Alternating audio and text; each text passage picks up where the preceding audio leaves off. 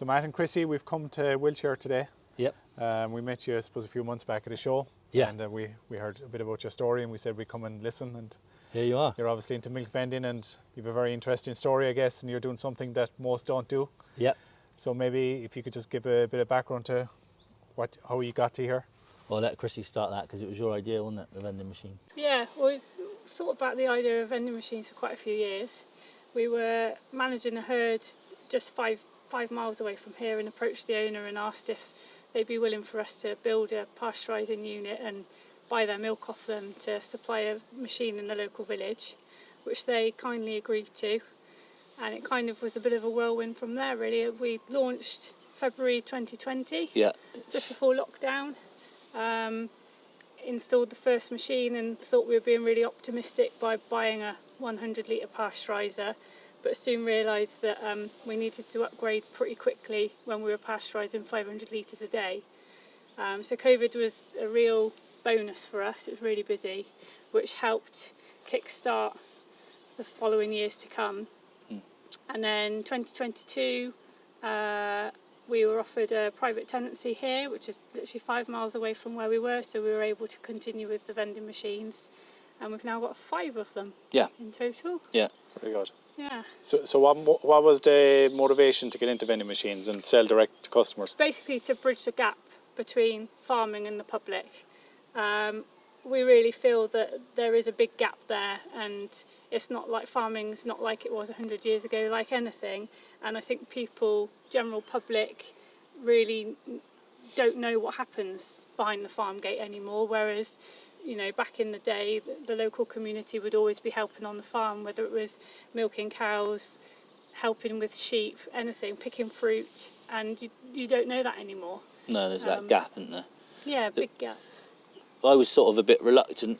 I'm not really a people person, but that's sort of the part of it I enjoy the most now, really, is talking to people. And because it's something we're passionate about, and unless you sort of meet up with other farmers, you start talking to people. It's like that old joke, isn't it? Talking to people about cows at parties. So yeah, it's really nice, and there's surprised us how many people are actually interested and passionate about British farming. Yeah. And want to know more. Yeah. They want to know what happens. They want to know where their milk comes from. They want to know how we do things. And with the climate being like it is now, and you know, lack of jobs around and people's work ethic, it's good to speak to people and for people to actually realise how much work goes into just producing 1 litre of milk. Yeah.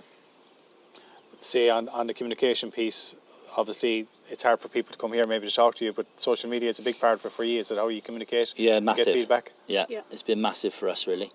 We get a lot of feedback from customers. Obviously, you can tell the story. We try and do a post pretty much every day about what's happening on the farm.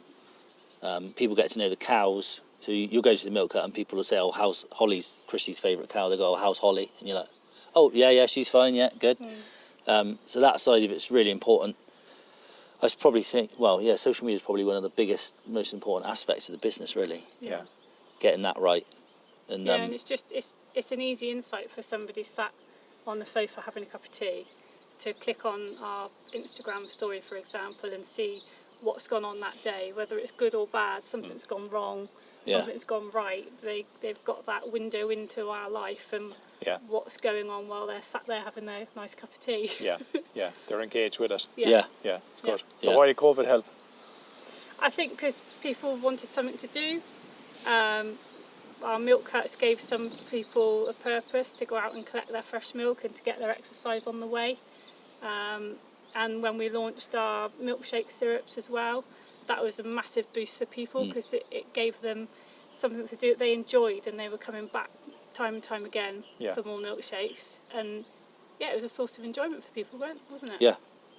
Yeah, a lot of people said that it sort of got them out of the house. And through a difficult time, it was a diversion as well, maybe. Yeah.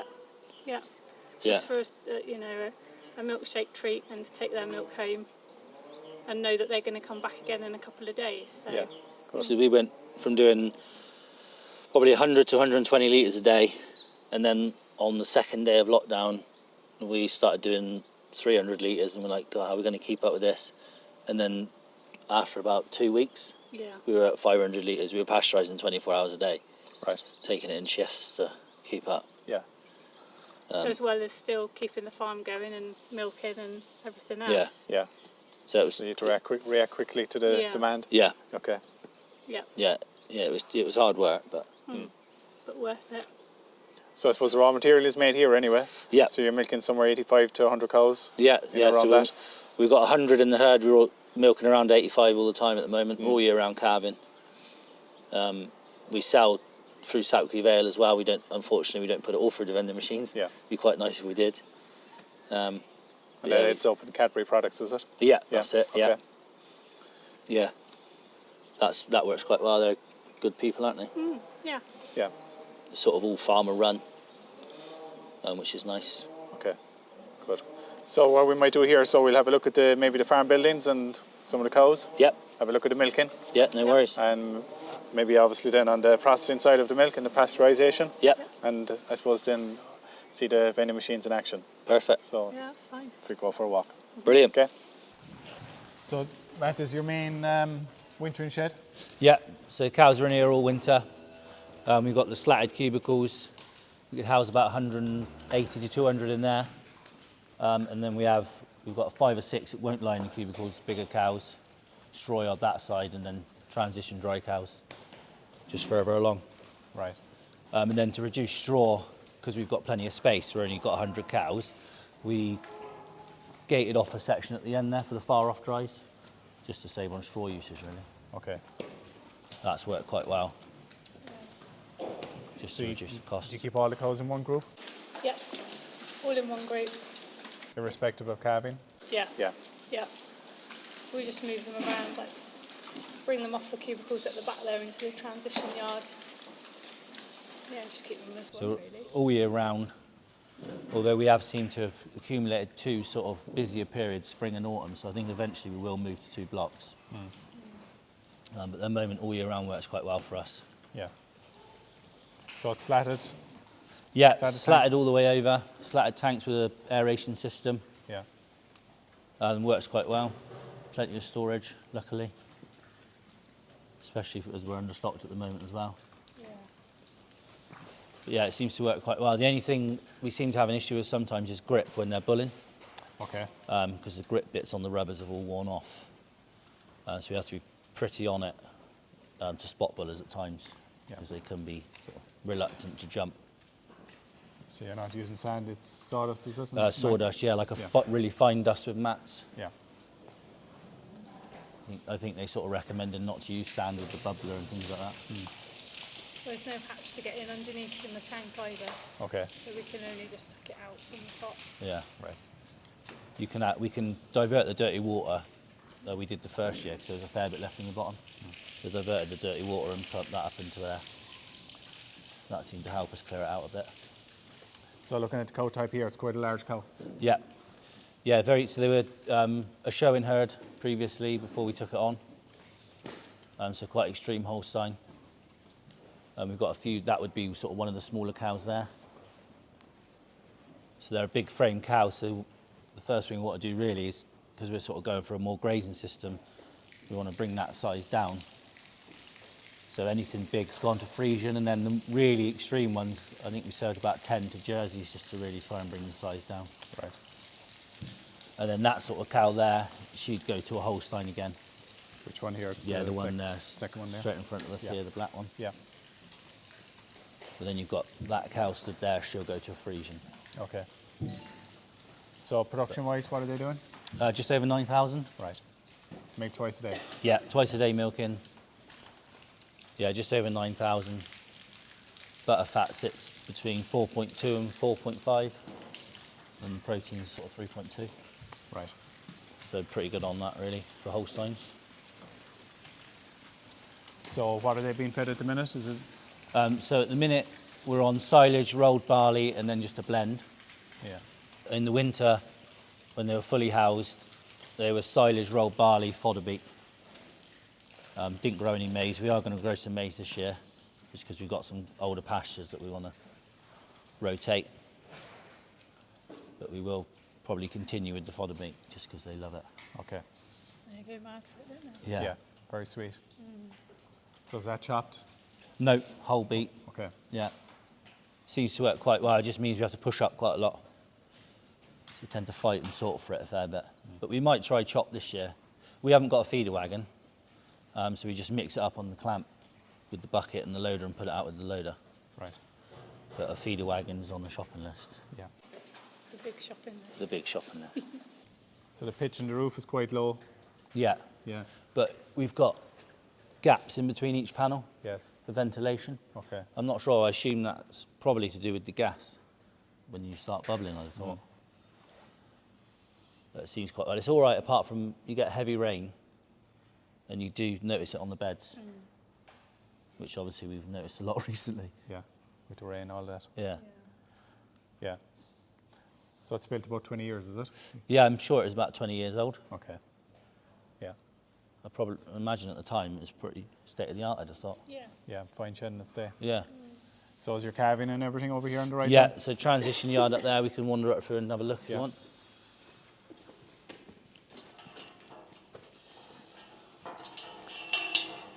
So the ever reliable 135 for Oh, yeah. cleaning? Yeah, Yeah. Bulletproof? thank God. I'm not the most mechanically minded. Yeah.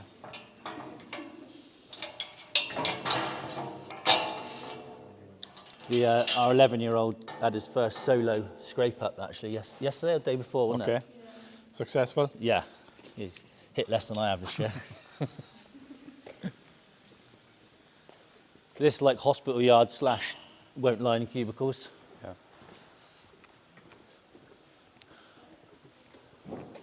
And then we have transition yard, and then we've just got the ball running with him at the moment. Yeah. So we move them off the cubicles when they're about a month away from calving.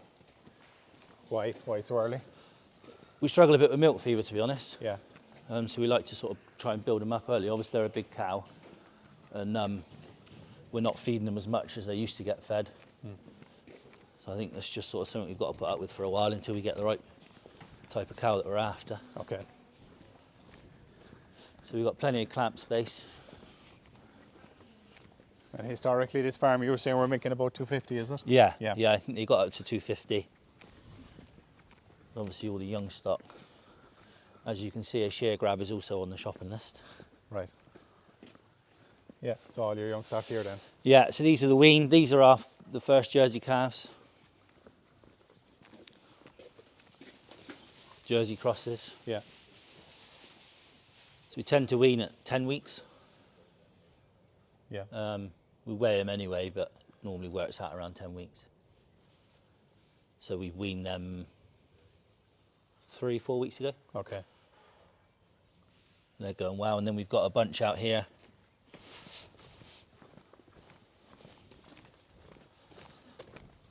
Somewhere.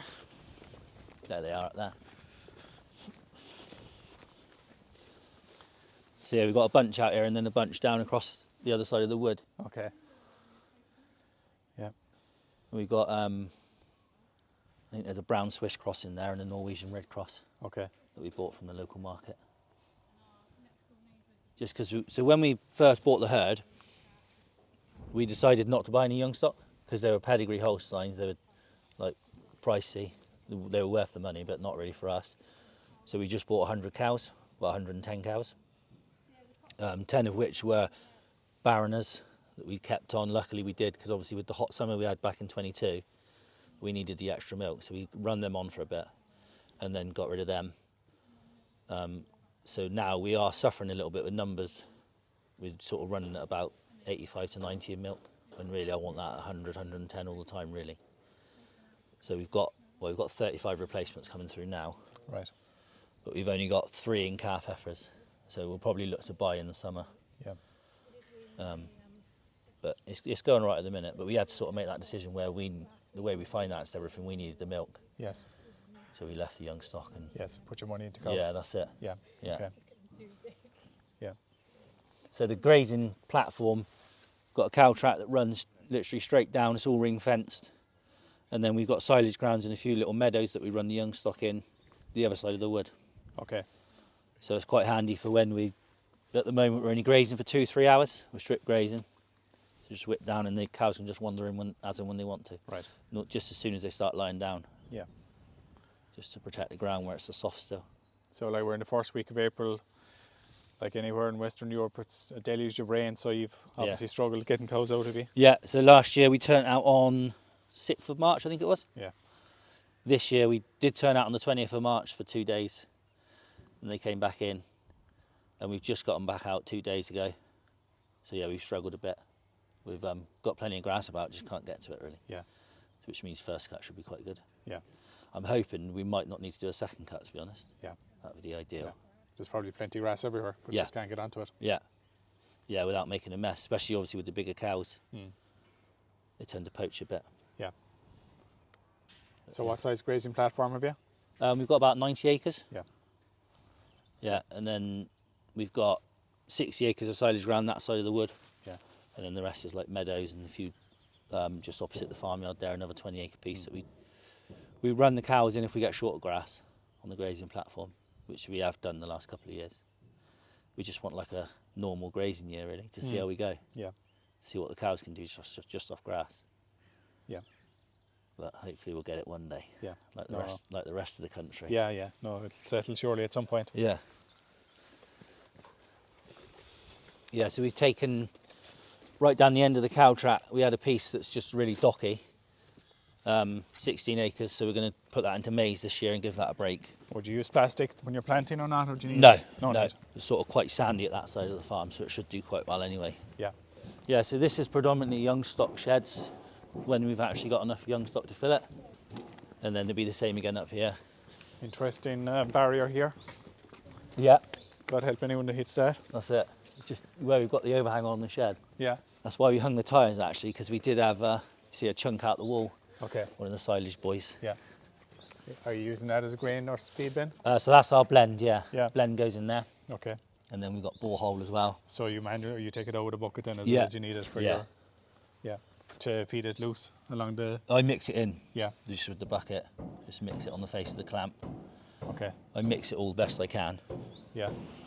Seems to work quite well. Quite time consuming really, but needs must until we get a wagon. Yeah. So what were all these old sheds?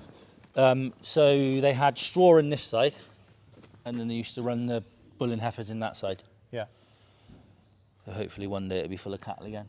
Yeah. We're just, at the moment we sell all our calves to market, because we're open with TB. We haven't got TB at the moment, luckily. But we're just looking at now possibly keeping all our beef. Yeah. And making use of these sheds. Right. Is that a bullpen at the Yeah, back? bullpen at the back. Yeah. Impressive gate. Yeah, it looks more like a rhino enclosure, doesn't it? Well made. Yeah.